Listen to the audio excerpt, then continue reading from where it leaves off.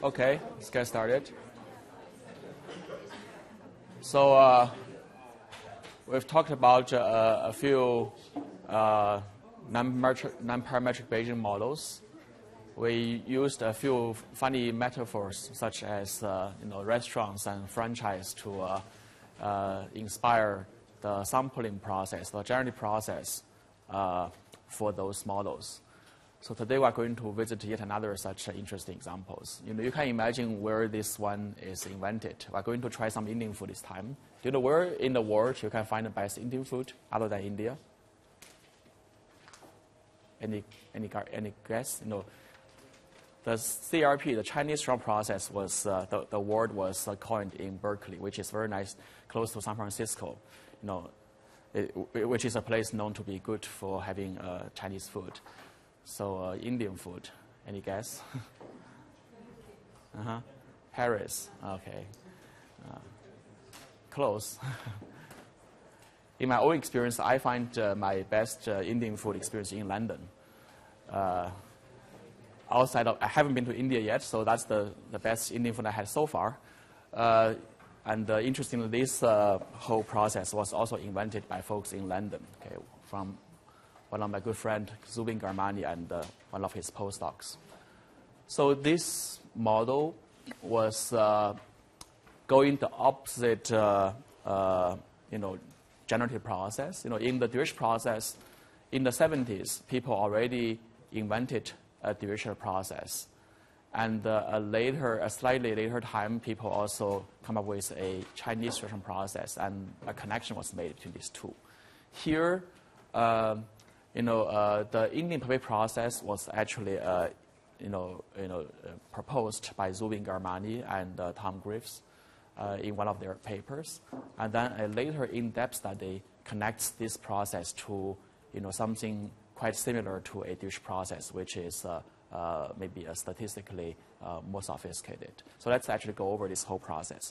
It is for dealing with now the infinite feature models instead of infinite clustering models. So we know, there are, some limitations for mixture model because you are limited to selecting a priori a finite amount of mixture components. And then we say we want to use the Dirichlet process mixture model to actually, at least lift that limitation. But the consequence of such a model is that it really gives you a way to perform clustering in infinite space. But each point, at least from a generative perspective, can only use one of the many clusters, right? So that's actually the definition of a cluster process. And so it is not necessarily, a very economical way of, building data likelihood, because when you are in different clusters, you are pretty much saying, I can, just every cluster centroid, if you view them as a latent feature behind the data, they can be used only by points in that very cluster, right? But in many, real applications, the features themselves can be shared across different domains, right? For example, you want to cluster, objects or the image, contents across a content called human. There are many, many different pictures which can contain human in different contexts. And you have a human just as the whole thing in the picture. You can have a indoor or natural thing which also show up people. So they probably are not belonging to the same cluster. Then, when you are building different clusters for them, you really have different representations of this thing human in different clusters, which is not necessarily a smart thing to do. You actually want the feature human, to be present in different clusters and then used in different way by different data points. Right?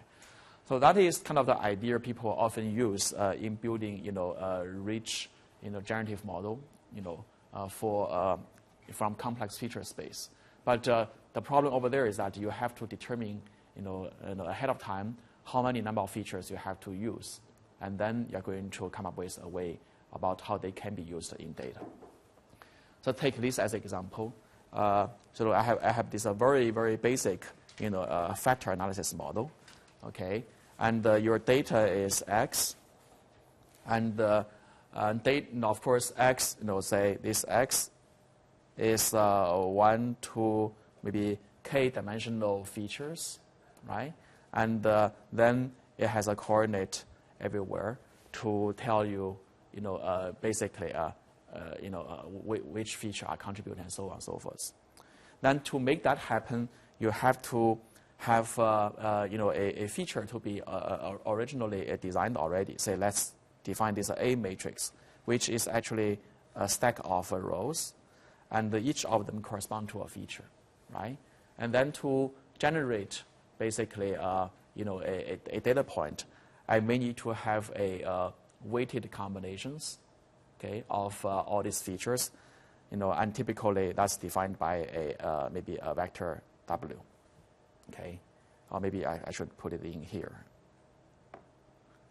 Let me put it here, and that W basically is a way for you to find a combination of all these features to generate your data. So that's basically described in this model, and we know that it is called factor analysis. And this one is called the coordinate matrix. This one is sometimes known as the factor loading matrix, right? All right. So, of course, to make this happen, you have to first have this A matrix defined in the finite dimensional space, maybe k dimensional space, and then you're going to get this W, which is the the coordinate matrix to generate the way data feature can be used. And usually it is performed in a data point specific way, and this one can follow a Gaussian distribution in the feature space. Okay, so you can find the same scenario in text modeling. So this very design prohibits a non-parametric style practice where you want to avoid pre-selecting the number of features. Right?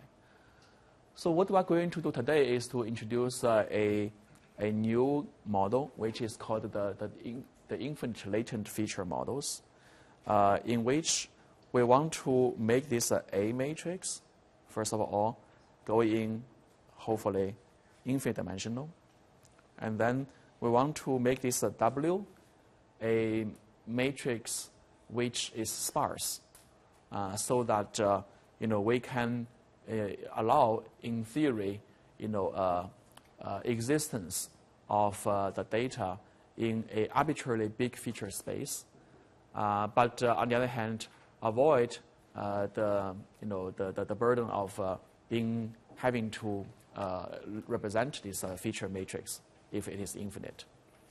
Okay. So again, it's like the dirichlet process mixture model, where we allow infinite number of components, but we may not actually use it.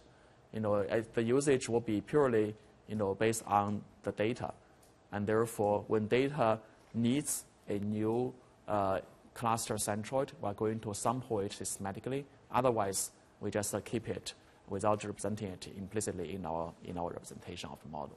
Okay. So that's the whole idea. All right. So how to allow infinite features? Well, I guess we need to have some kind of a base measure where these features, maybe rows in the A, can be sampled whenever we need it. That's pretty trivial.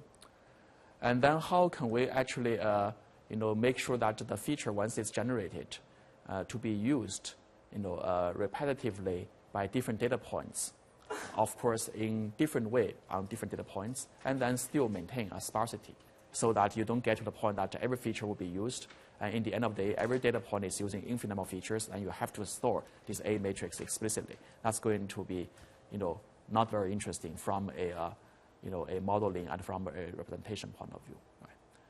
So the key point here is to study how to do this W matrix. So let me write down this matrix a little bit more carefully. So imagine this is a matrix which now takes a pretty interesting structure.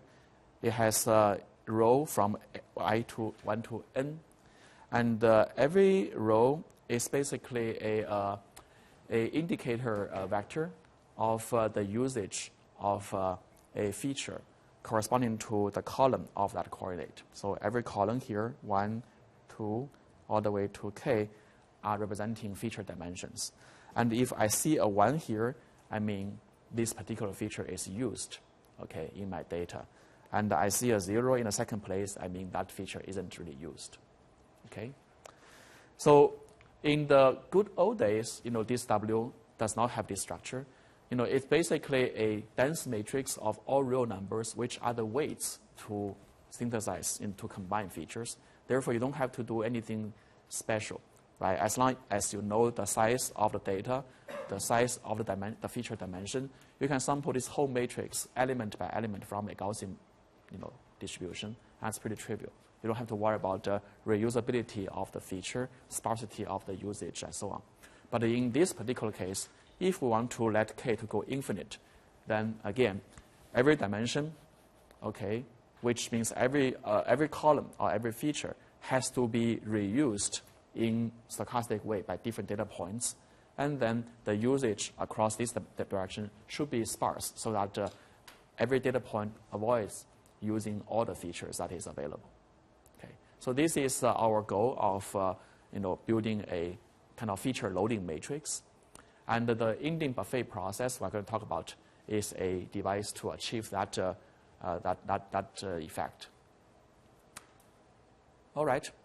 So now let's go a little bit, further to see how, we can try to inspire that process from something we knew before. So in this CRP process, we knew that we can represent infinite number of tables or clusters, through something called a predictive distribution. Actually, the trick is that I'm not going to use a joint distribution of all the data, because when you start with a joint distribution, you are saying that I already know a priori how big the model should look like for the entire data set, and you cannot avoid picking that k or anything, right? Because your data is going to be all put in one place. So our alternative is that let data come in one by one, and I use this Chinese process seating procedure to incrementally bring in new tables or new centroids, and then put the data point around that.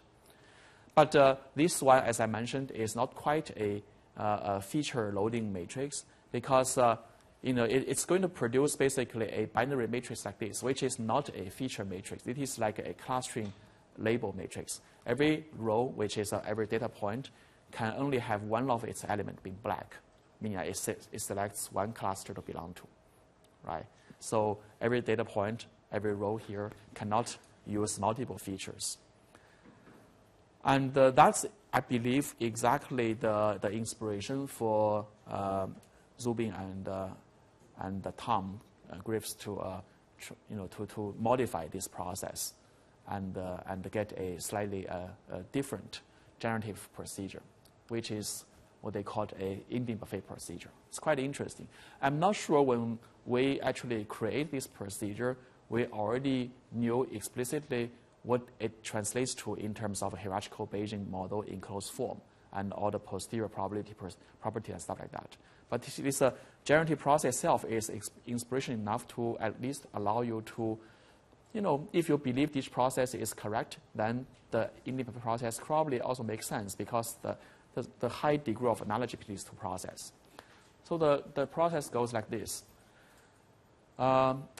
Instead of, instead of having infinite number of tables, which is put there to allow customer to sit around, here I'm going to have what they call a infinitely long kind of bench, okay, like this. In a buffet setting, you have a very, very long bench, and then you put all the dishes on the bench. That's their setup. You have an infinite number of dishes to be there. And then this first guy coming in, and he's going to start this whole thing by draw a number, an integer from a Poisson distribution, parameterized by alpha. That gets you a number, maybe 3, maybe 2, and he's going to pick the 2 dishes. Okay, and that 2 will be, set as the first 2. Okay, so you can imagine it begins with really an empty long table, and when I say 2, okay, the server brought in 2 dishes, and once I serve my dish, the whole dish will actually remain there for other people to use. So now come the second guy. So he's to come in and do 2 things. He's going to walk along the bench and look at each dish. He will actually look at each of them, okay? And then one by one, at this dish, he will ask how many previous customers has tried this dish, okay? And then he's going to take that dish with probability mk over n. He is the nth customer, and the mk customer has already used that dish already, so he's going to sample that one with this probability. And he will do this for every of these k features. The k is the sub-index of the dish, okay? And then after he reaches the end of this table, right now, for example, if I'm the second customer, I choose to select the first dish, not the second one, then there is no more dish on the table, okay? Then I'm going to be given another chance to draw a new number of dishes from this Poisson distribution, now alpha over n being the current number of people in this restaurant, okay? And then say I'm allowed to pick 2 more dishes, and then these 2 more dishes are brought in here, okay? And so this graph isn't quite right because my simulation should be even more accurate. At that point, you haven't seen this yet, okay? And then the third guy come in, and now he saw 4 dishes on the table, and he's going to use this procedure as well to sample his plate, okay? And then when he reaches the end of the table, he draw another number here to determine how many number of new dishes he should have, okay? So he increment the whole set by 1. So you can imagine now this process has this interesting property. First of all, the number of dishes or the features can grow, okay, as more and more customers come in, okay? But the tendency to grow more and more dishes will get smaller and smaller. Why? Because the number of novel dishes to be brought in is sampled from this Poisson, and this Poisson rate is alpha by n. N is a growing number. Once n becomes very, very big, that rate is very small, right? Therefore, I'm less likely to use more dishes. But on the other hand, every feature that has been used before will be reused based on this rich gets richer principle, right? Because I'm going to sample a Bernoulli draw using this rate, okay? And the mk is the number of times this feature has been used before, okay? So that kind of satisfies our need. We are going to unbound the total number of features to be used for a potentially infinite sequence of data points, and then I am going to reuse every feature, okay? So that's what they call the infinite process. And at the end of the day, you may get a matrix like this, which began from the first row, and you can see all the way down. You kind of see this tendency that the rows on the left-hand side are denser, or the columns on the left-hand side are denser than the one over there, because they are the older dishes, which are more likely to be sampled by more people, okay? All right, so an important property, of course, you want to ask, as we do in the CRP, is that is this exchangeable or not? Because if it is not exchangeable, then what if I swap the ordering of the sample? Then the whole thing may break down. Do I have a different likelihood, something? In fact, this Indian buffet process, when you prove exchangeability, it can be a little bit tricky.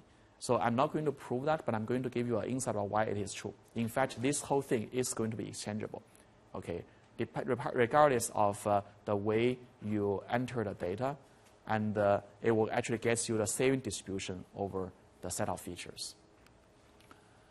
And then, if you are not totally happy yet with that discrete selection or rejection of a feature, then the matrix, the discrete matrix I just called, and the Indian buffet process I just described, generates this Z, which is a indicator matrix. Then it can be dot multiply it with a V, which is a matrix of weights.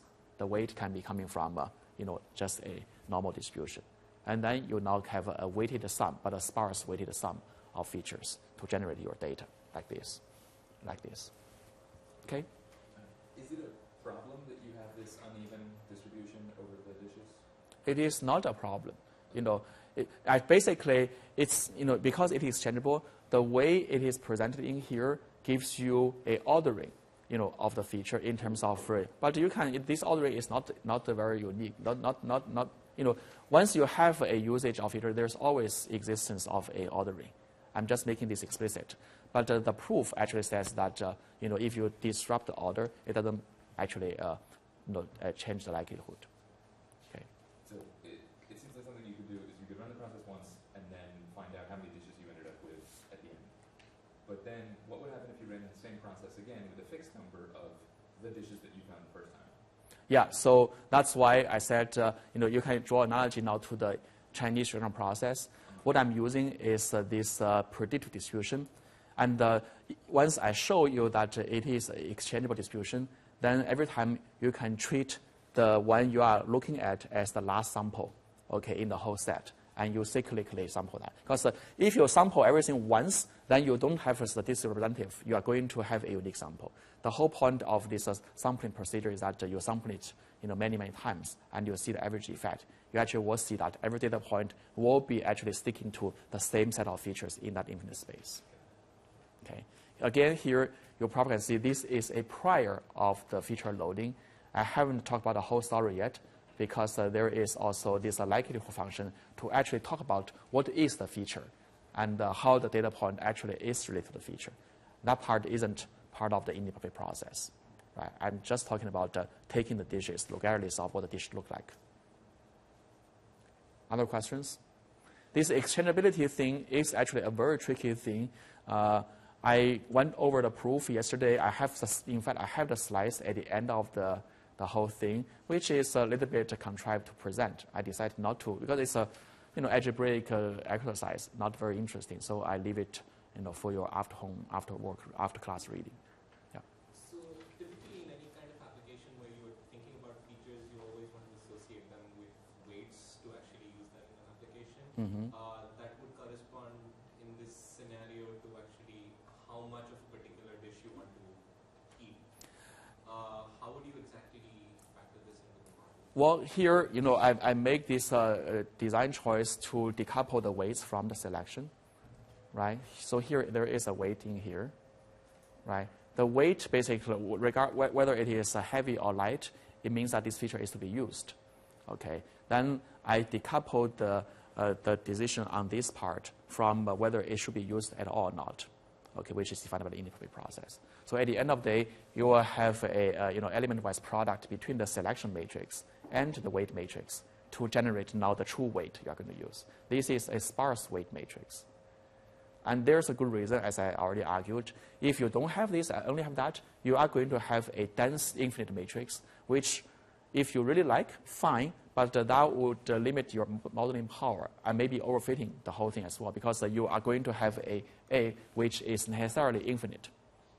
Right? There isn't any way for you to avoid any feature that is not possibly used. Okay. Any other question? Okay, so hopefully this process is intuitive. Now let's have a little argument about equivalence of this whole thing to another better characterized, more parametric approach. And then we use that equivalence to argue for exchangeability. So after this model was, this process, not even this model, was proposed and even, practiced, a postdoc in Michael Jordan's group and Mike Jordan himself, studied this whole thing from a different perspective. And what they called is this Beta-Bernoulli process. Okay. And here we are talking about a finite latent variable problem. Okay. We are going to still assume that Z is sparse, but we now let A to be finite, and therefore Z is also a finite matrix. And then we can actually sample the z if it is finite from this process. Finite means that I have this z, which is 1 to n and 1 to k. Okay, this is my z matrix. And then once if I know the k, then I don't have to go this row-wise predictive sampling procedure. If I know the whole thing already, I can be more economical. I can directly sample from a feature uses. So I'm going to go through a sample, a column-wide sampling procedure. So I have k features to be sampled from. I'm going to first decide the popularity of each of these features from this beta prior distribution. It is weighted, it is parameterized by alpha over k. Okay, because I know the k already. Okay, once things are known, this is all very easy. So for every of these feature, I have a prior popularity. This is a Bernoulli rate. Then I'm going to use the Bernoulli rate to sample every entry in that column, the occupancy of that feature for every sample. So in this way, you are still going to sample a sparse Z matrix in the finite space. Okay. Then the interesting question is to ask, what if I take k to infinity? Okay. Then, from the slides I neglected, which were actually in the at the end of this set, you will find a I have to say non-trivial, not so difficult, but non-trivial proof about the equivalency of this. Basically, the equivalency is built on the likelihood of the z in this space, and the likelihood of the z from the previous process are identical to each other. Okay, once you take the k to limit. Okay, so that basically means that the indimorphic process, is equivalent to the Beta-Bernoulli process taken to the infinite limit. Okay, I'm going to say just this much without the proof. And why we need this statement? Well, that's the tricky thing, right? The existence of this equivalency is very important to establish a fact. Here, when we sample pi and z, we didn't assume any ordering in the column and in the row. Therefore, you can basically permute the z column-wise and row-wise arbitrarily, and you still have the same likelihood. Okay, and if we are convinced that this one is actually equivalent to the indimorphic process, that means that one is also column and row permutable. Okay, and that's it. Exchangeable column and wise. Okay, and I found this argument very, very tricky and very interesting. But obviously it's a powerful statement because that makes you now confident that whenever I see a new data point, I can only use. I'm fine to use just a very simple predictive distribution, which is the indimorphic process, to sample the feature occupants. And without worry about I'm getting an order-dependent distribution of the final Z matrix. Okay. All right. So the property of the IBP, it is very obvious, right? You can see that this rich gets richer property. The features which are used before are more likely to be reused. And also there are some nice derivatives that you can calculate. One is you can maybe compute the total number of non-zeros, okay, for each row. Okay, and this is also a very funny calculation. How actually you get this one? Well, we know that the first customer comes in, and he's going to draw his number of dishes from a Poisson with rate alpha. Then all the other rows is based on a predictive distribution. We don't actually have an explicit form of the marginal probability of that row. Okay, it's only predicted conditionally on the previous one. I have that. I don't have a marginal probability. But now, thanks to the claim of the exchangeability, we actually say that marginally the distribution of any row is different from others. They are all the same. Therefore, we can say now for every row, the average number of features actually follows a Poisson distribution. Again, a very interesting claim, right? And the proof by a very interesting procedure.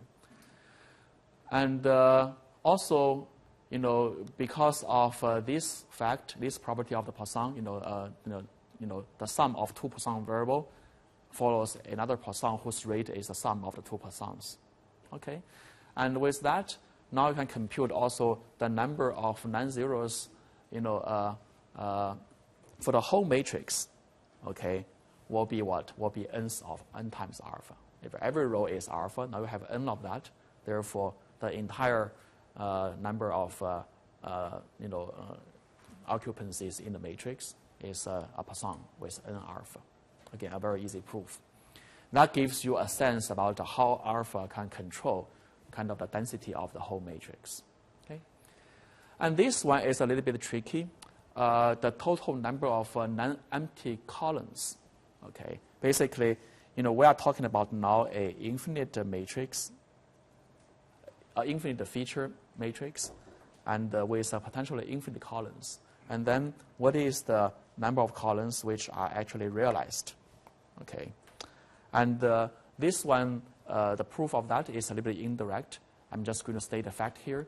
It is distributed according to another Poisson with a rate alpha times h of n. H is a harmonic sum of a finite sequence. Okay, and you kind of can get it from a few slides away. I have a limiting case, and you probably can see how this can be connected. Okay, so far so good. All right, so now we have this IBP, which is controlled by only one parameter alpha. Okay, you use the alpha for both instantiating the new samples and also to generate occupancies of every column across different samples. And sometimes people find that procedure to be unsatisfactory. They want to have more leverage to the point that they want to control the row occupancy and the column occupancy maybe differently using two tuning knobs. Okay. And that inspires a procedure known as the two-parameter IBP process. Okay, and that one can be modified from this finite dimensional Beta-Bernoulli process in the following way. So I'm going to now introduce a new parameter, beta. Okay, and this beta is to be used to increase, actually, to augment the rate of feature usage. Okay, and from here it is not very obvious how the column occupancy and the row instantiation can be controlled separately. But once we translate it into a predictive distribution, you actually will see they actually play very different roles. So here is the equivalent IBP procedure for this finite dimensional case. Basically, here you just want to take the k to infinity, and that gets you to this part. This part says that now the customer comes in, and he actually still chooses the number of tables based on a Poisson alpha. But then the later customer comes in, he's going to now choose every dish based on a probability no longer mk over m, but mk over m plus beta minus 1, which kind of says this beta are like the imaginary customers even before the first data point come in. Okay, and likewise, he's going to try a new dish based on that. Okay, so then one can actually find that the number of features per data point still is a Poisson because the first one is Poisson alpha, and because of the exchangeability, other rows also follow a Poisson alpha number of features on average. But obviously, the total number of non-empty rows is not changed because the beta has to go somewhere, right? And one can compute that the beta actually enters here. It produces a distribution of alpha times this harmonic sum. Okay, and that defines the average number of non-empty features. Now, if you take this beta to 1, okay, then what you get? You get the original one parameter IBP, right? And that returns you the same Poisson rate of what we get before for the total number of non-zero columns. Okay.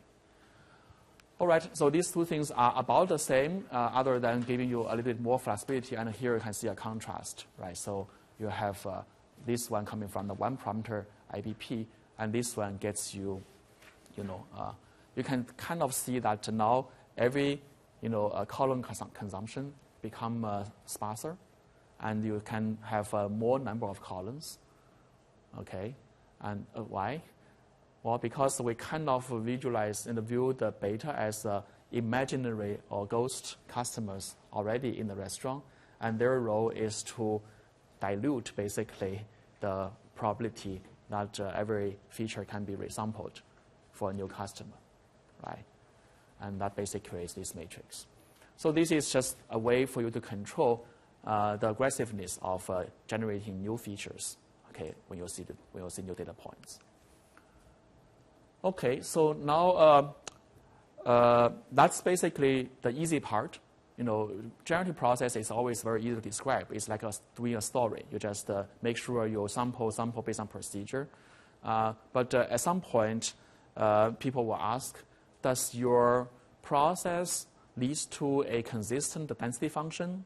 They will say, whether I give you infinite data points, are you going to get the true parameter estimatable, stuff like that? So the procedure we told before isn't giving you that kind of analytical power. You just keep sampling. There is no way for you to prove its convergence anywhere. Okay. So for the kind of convergence proof or analysis, we need to make a strong connection of a generative process to a more kind of a measure-theoretic type of argument on what is happening. Remember, in our previous lectures, we talked about DP and the CRP. Right? DP is a pretty kind of a tight kind of description of what we call a distribution over distribution. Okay, it is a measure on measure, which actually ensures you that it is estimatable and consistent. Okay, and we say that the Dirichlet process is an infinite limit of the Dirichlet distribution. It is well defined. It generates a partition over the probabilistic space, and then that infinite vector of the weights is giving you the weight or the probability mass of each of the parts in that partition, right? And the Chinese round process is not quite like that. It is more sample driven. It is saying that I'm going to allow you to place actual samples from this process into the partition of the probabilistic space. But the actual measure is actually integrated out. You actually don't see a measure. The weights of the weights basically G is corresponding to what? Corresponding to this infinite. Remember, we have that of alpha times all these, right? And these are integrated out. We actually never see that. All we see is a predict procedure of this sample given the previous samples, right? So here, it is also possible to establish the same kind of two-way description of the same thing. So IBP is a counterpart of the CRP, which directly allows you to, make a predictive distribution of sample placement. But on the measure-theoretical side, you actually can also come up with a process which is known as the beta process, which actually describe a prior distribution, in the measure-theoretical sense about how feature can be used. And this is actually known as a beta process. And here I have another statement kind of implying the existence of that. So according to the very famous theorem of Di-Finetti, for any exchangeable, distribution like this, it usually, it must correspond to the existence of a measure that this thing can be conditioned on. Basically, it basically says if you have x1 all the way to x, infinity is exchangeable, then what it suggests is that there exists some measure here, okay? The measure, let's call it maybe a pi, that these samples are actually drawn from, okay? This is by Di-Finetti. And what we did so far, in the IBP, is that we don't really see this. We only see like xn given x n complement, which means that this one gets marginalized out, and I'm having dependencies of the last one to every of the previous one, and so on and so forth. Therefore, that one isn't explicit. So now we ask, what is this? Okay, and how to characterize that. And that's basically what the beta process is about. In a CRP, you probably know that these are the atoms to be drawn, and this one is what? This is what the DP, the Dirichlet process, right? CRP is in here, DP is in here, which is the infinite partition of the probabilistic space. So on the beta process, we have the following thing, okay? And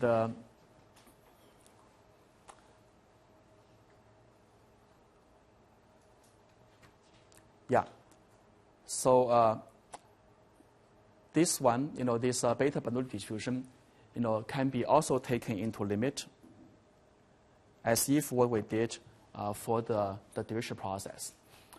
And if that's the case, it will give you basically a measure, a distribution over the measure of pi I, okay, which actually is integrated out when we actually do the IBP. But the very measure, on the pi k is now called a beta process because it is now infinite dimensional, okay. And the sample from this beta process will have infinitely many patterns, atoms, okay, with this mass between 0 and 1. That's basically this guy. Okay, these are basically samples from the beta process, okay. And then we're going to use this beta process to now draw the sample for this discrete occupancy of features. Maybe it is easier to, if you remember from the Dirichlet process, one benefit that you can ensure a posterior consistency is that there is a closed form description of the posterior of Dirichlet process, if you remember, right? For example, the measure of the Dirichlet process measure conditioning on the data points and the conditioning on the G0 and the scaling parameter equals to what, if you remember? The posterior of the Dirichlet process given some data points correspond to G of alpha times this is a prior, plus the counts of the samples, right? That's basically what we derived by taking the infinite limit of the Dirichlet distribution, okay? And for the beta process, you have the same thing. Basically, you can now, establish that if you see samples from the beta process, then you can now write down the posterior distribution, of that beta process to be now a reparameterized beta process with augmentations from the sample counts. Okay, and this allows you to actually generate a consistency theory and also perform consistent estimate of the coefficients. And also, there is an equivalent stick breaking process for the beta process. Remember in the Dirichlet process, what is the stick breaking equivalent of that? Well, you're going to have a unit length stick, right? And then you draw, a random kind of a pivot from a beta prior you break that stick, and then you keep the rest of the stick, you break it again, and that part is giving you the fraction, or the pi I, which is the mass of every part in the partition of the probability space, or the weight of every atom, right?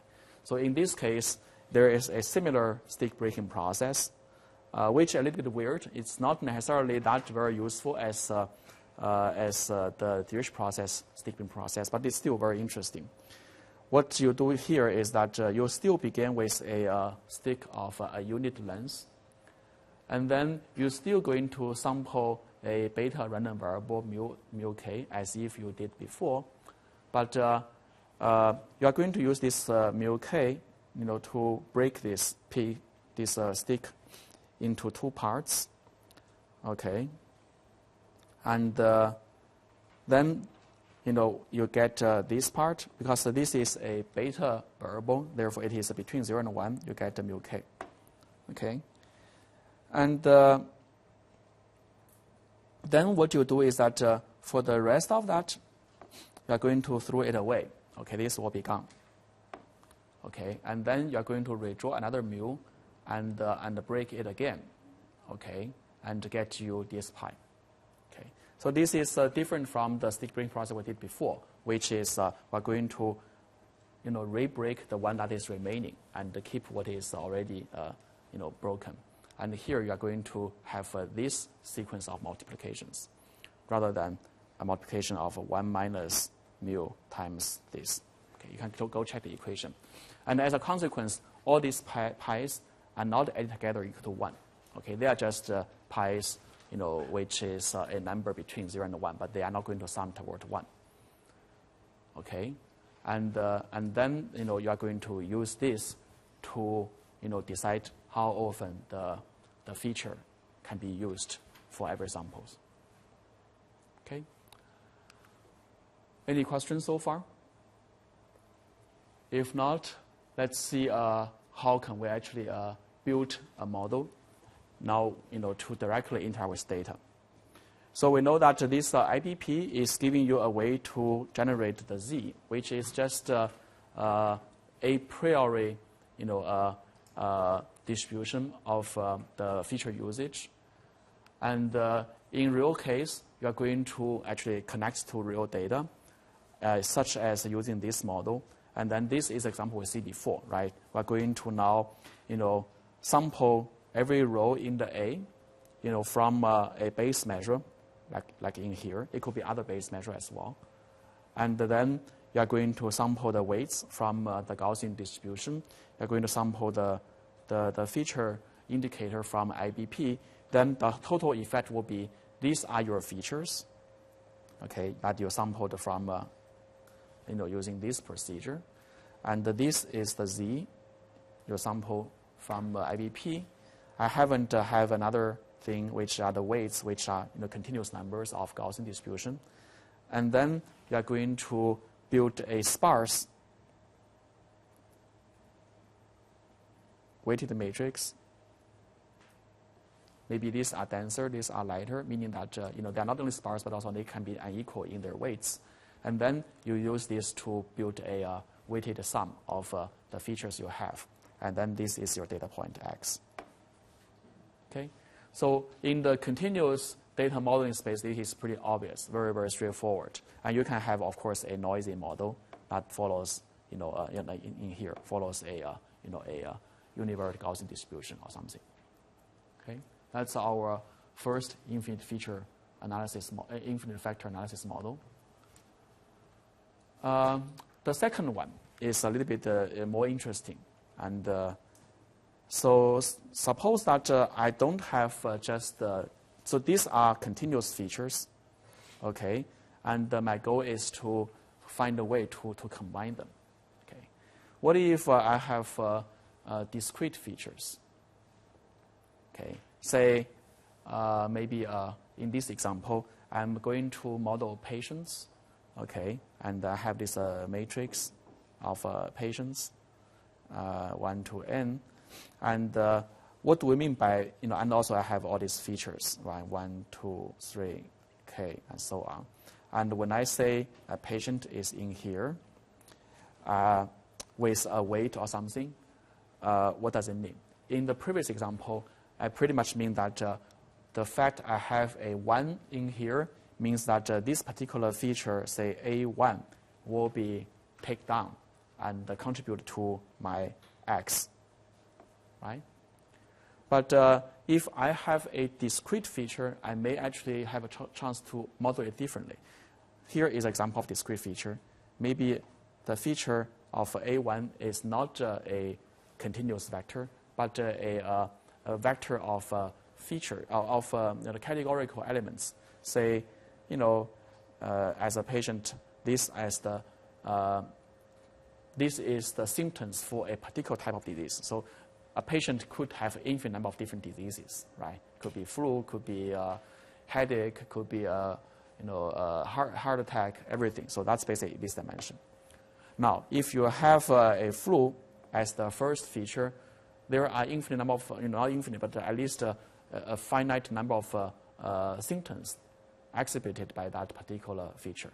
Say my flu could be running nose, sore throat, all sorts of things, you name it, right? So it will be each occupy a dimension here.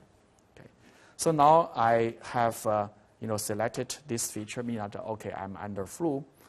Then what symptom I display, okay, as my observation X. Well, I'm going to now, instead of combining this whole thing into a weighted sum of all other things, I'm going to select one of them, maybe this one. Therefore, there is another stage of selection, okay, from the discrete feature vector. And that's pretty much what this process is talking about. Okay. Do I have an equation? Yes, I have an equation. You're going to now sample the Z, and then you're going to sample this guy, which is another Bernoulli random variable, to select among the features of the symptoms of that feature, or the elements in that feature, which one will be used. Okay, and as a result of the Y, you are going to now bring down to some realizations of that particular list of symptoms under a particular feature to be realized in the data. Okay, so this is how how people deal with discrete features. Again, here there are a lot of room for you to play. You can make one draw. Say you can basically you don't have to even use a Bernoulli. You can basically try a multinomial of p dimension, of k dimension. Okay, and then pick one of the elements in that symptom vector. Or you can try this Bernoulli for every element and select multiple realizations and all that. Okay. All right, so these are examples of actual likelihood model under IBP. And with that in place, now we can know how to perform inference. So what is the inference task in here? The inference is that I give you the X, and you give me basically the Z, and also maybe the A. Okay, it's pretty much the same as what we did in Deutsch process. You need to figure out the indicator function and also the prior centroids. And the key step, of course, is to really get this part inferenced. Right? If it is inferred already, then you actually know the correspondence between a data point and the feature it is used. Then you can estimate the centroid and start this iterative sampling process. So the challenge now is how do we write down now the predicted distribution of a particular Z of a particular sample at a particular dimension, given everything else and also all the data points. So that's basically our goal. I just wrote, of course, you need to also write down at some point maybe A of J given all the Z's and X. And I will leave this for you to figure out yourself. But any suggestion on how to actually deal with this proposal distribution for all the N and J? Any intuition about how this should be written? If you still recall previous practice in the dish process inference procedure.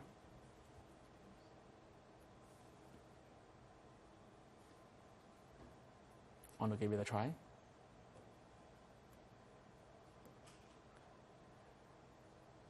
So this is a full posterior distribution. It's not actually a predictive distribution of the feature indicator. Okay, it is the full posterior distribution of a particular feature indicator given other indicator and also the full data point. Okay, in fact, and also the current version of the A's.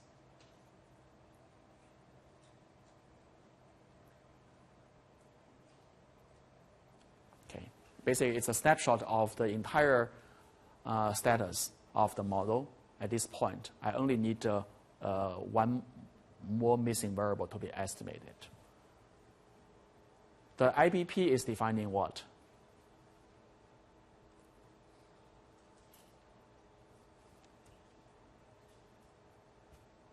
Any suggestions? IBP.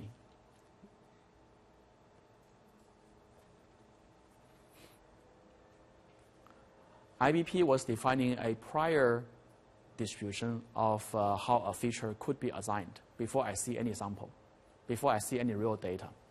Right? Of course, that assignment is given in the form of a predictive distribution of one sample given the other sample. So IBP is about P of Z, I, N, J, given not N, not J. But there is no data involved, nothing involved. It's just a prior, that is regardless, independent of the data.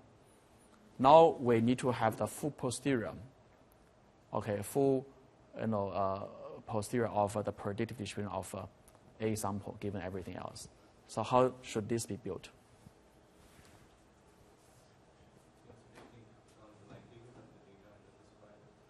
Okay, that's the right direction. So it roughly should be proportional to the P of IBP, okay, of Z given not NJ. And also what? Also, I should borrow down space here. The likelihood of the data, okay, nth data point, right, under this assignment, NJ, right, and also the centroids. How fit the data point is to this chosen set of features. Right? So you want to always actually draw this conclusion by almost like a intuitive reaction. You always want to, it's the base rule basically. Prior times likelihood gives you the posterior. Right? You always want to do that. So now then we should be able to write the whole thing down, right? In this case, you are going to have a IBP type of probability, which is proportional to that particular feature being loaded in the sample you have so far, plus this fitness of the data under that choice. Okay, this is for the existing k dimension that you already have the centroid or the features sampled, and then you also have this residual probability of going to a new feature, right? And that's basically this part. Okay, this is the Poisson rate of a new sample, and times a marginal likelihood of the data given a choice of new samples. All right, clear about that? Okay, with that, you can pretty much run this whole MCMC chain. And here, I have some additional technical equations on sampling the new features, and you can do a metropolis hasting step to propose one and then do a test, and this is pretty standard. And there is another idea based on the stick breaking process, which you can check out by yourself. Okay, so that basically completes the basic setup of a dish process. You should the take-home message you should get is that it is now generating a sparse matrix of Z, and that matrix can be used to select features for n samples from an infinite dimensional feature space. Right. All right. So do we have a need for maybe other, maybe exchangeable matrix in the infinite space? That's basically a maybe intellectual question people start to ask right after the IBP. In fact, this now being able to generate a matrix, okay, with the column space unbounded is already by itself quite interesting, because a matrix can be used for many applications, not just feature selection, right? If you can imagine, for example, a network is a matrix, right? If I view, for example, in this regard, the column dimension to be the social neighborhood, and the row dimension to be the same social space, then I actually could, imagine a process sampling a sparse, social network using some kind of a restaurant idea. Okay. Of course, it is not quite that trivial, because here in network, the column and the rows have the same meaning, rather than here is the sample dimension, that's the column, the feature dimension. So you have to be more careful. I'm still seeing new research coming in this way. I don't see actually a good solution to that yet. But at least people realize that this matrix of infinite dimensional row and column wise may provide many utility, and there ought to be other ways of sampling that. And the one immediate way is to sample a matrix that is not a binary matrix, maybe just the real numbers. Okay, the real numbers sometimes can be directly used as the weighted feature loading matrix, so that you don't have to sample that V from a continuous number of continuous Gaussian distribution. Okay, so for that, I'm going to introduce to just one idea which can be taken further. So this is called the Gamma-Poisson process. Okay, and again, here is the finite dimensional limit, and so I have a Dirichlet process, and then I can draw a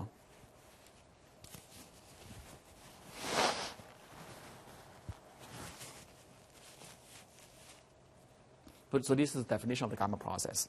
You actually are going to start from a Dirichlet process, and if I sample a gamma from this gamma distribution, then this guy, which is the Dirichlet process weighted by the gamma, okay, is now called a Gamma-Poisson process. And what does that translate to? It actually translates to this following generative process. Basically, the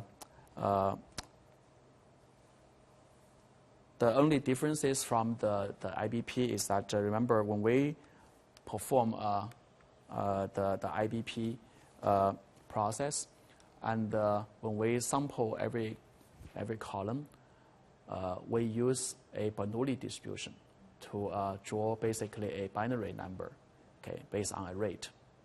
And therefore, we have this black and white matrix. And in the infinite Gamma-Poisson process, what you can do instead is to draw the Z from now a Poisson distribution, okay, whose rate is defined by the gamma process. Okay, and then what you can get from this matrix is these real integer numbers instead of the binary, a number in here. Okay, that gives you some more flexibility in terms of interpreting, the use of features or whatever you want to use, in this final combination. So that gives you the following procedure. The prediction of the mth row is now, a little bit more interesting. When we actually start from the Beta-Bernoulli process, we say that every column, is first of all, you are going to draw the rate of occupancy of each column from a beta distribution, get a pi, and that pi is used to define a Bernoulli distribution, which you use to draw each of these, right? And then the predictive of that is now if you go every row, then in every row you are going to fill in each of these box by a Bernoulli distribution whose rate is defined by mk over m. Okay. So now in this case, our exchangeable finite dimensional sampling was like we are going to get a v, which is coming from the gamma process, and then the z in here is going to be following from this Poisson distribution. And this is not a predictive distribution. We actually know a priori the dimension of the feature already. We're going to fill in these using IID draws.